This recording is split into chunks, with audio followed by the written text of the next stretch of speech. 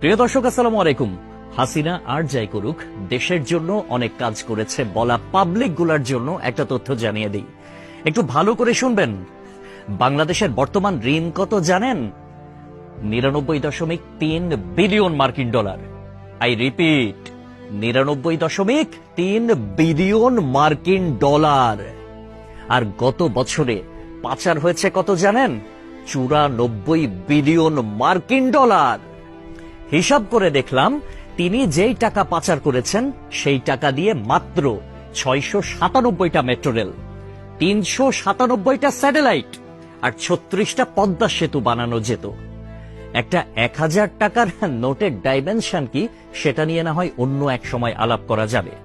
ধরুন 11 লক্ষ কোটি টাকা 1000 টাকার নোট দিয়ে একটার উপর একটা রাখলে এর উচ্চতা কত হবে জানেন? 750.5 কিলোমিটার। বাংলাদেশের সর্বোচ্চ উচ্চতার পাহাড়ের উচ্চতা কত? 1063 মিটার। এক লেয়ারে সাজালে এই টাকা জায়গা করে নেয় কত? 124.76 বর্গ কিলোমিটার। আর ঢাকার সাইজ মাত্র 306 বর্গ কিলোমিটার, চট্টগ্রাম 155 বর্গ কিলোমিটার। এই দুই বিভাগীয় শহর বাদে বাকি সব বিভাগীয় শহর এই টাকা দিয়ে ঢেকে দেয়া যাবে। পাশাপাশি যদি বসান তাহলে লেংথ হবে কত জানেন? 1782349.6 কিলোমিটার। এক কথায় আমি সংখ্যাটা বলতে পারলাম না, আপনারা একটু ক্যালকুলেটরে হিসেব করে নেবেন, মানে ক্যালকুলেটরেও ধরবে বলে মনে হয় না। পৃথিবীর পরিধি কত? 40,000 কিলোমিটার। এই টাকা পাশাপাশি বসিয়ে পৃথিবীর পুরোটা 44.5 বার রাউন্ড দেয়া যাবে, মানে ঘোরা যাবে।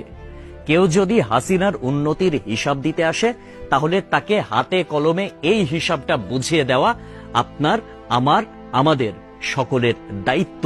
মেট্রো রেল বন্ধ হয়ে গিয়েছে দুর্বৃত্তের হামলায়। এটা ঠিক করতে 1 বছর সময় লেগে যেতে পারে, ন্যূনতম, মানে কমপক্ষে 1 বছর সময় লাগবে এটা বলা হয়েছিল। এটা ঠিক করতে বাজেট ধরা হয়েছিল 300 কোটি টাকা। অথচ 2টা স্টেশন বাদ দিয়ে খুব সহজেই মেট্রো রেল চালু করা যেত, কিন্তু সেটা করেন নাই তার সঙ্গপাঙ্গরা। কারণ খেতে হবে, বেগম পাড়ায় টাকা পাঠাতে হবে, বেগম পাড়ায় বেগমরা গিয়ে ফুলে ফেপে উঠবে, তারা আরামসে দাস দাসী নিয়ে দিন কাটাবে। এইটার জন্য এত টাকা বরাদ্দ করা হয়েছিল। কিন্তু শেখ হাসিনা পালিয়ে যাওয়ার পরে এখন আমরা জানতে পারছি মেট্রো রেল চালু হতে আর মাত্র কয়েকটা দিন বাকি। তাহলে বোঝেন ব্যাপারখানা।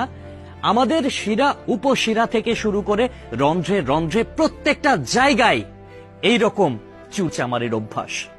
মানে দেশে উন্নয়ন হবে, উন্নয়নের আগে কে কয় টাকা ভাগ করে খাবে, এইটাই হচ্ছে তাদের টেন্ডেন্সি, এইটাই হচ্ছে তাদের মানসিকতা। পদ্মা সেতু হয়েছে কত টাকায় আপনারা সবাই ভালো করে জানেন। মেট্রো রেল হয়েছে কত টাকায় আপনারা সবাই জানেন।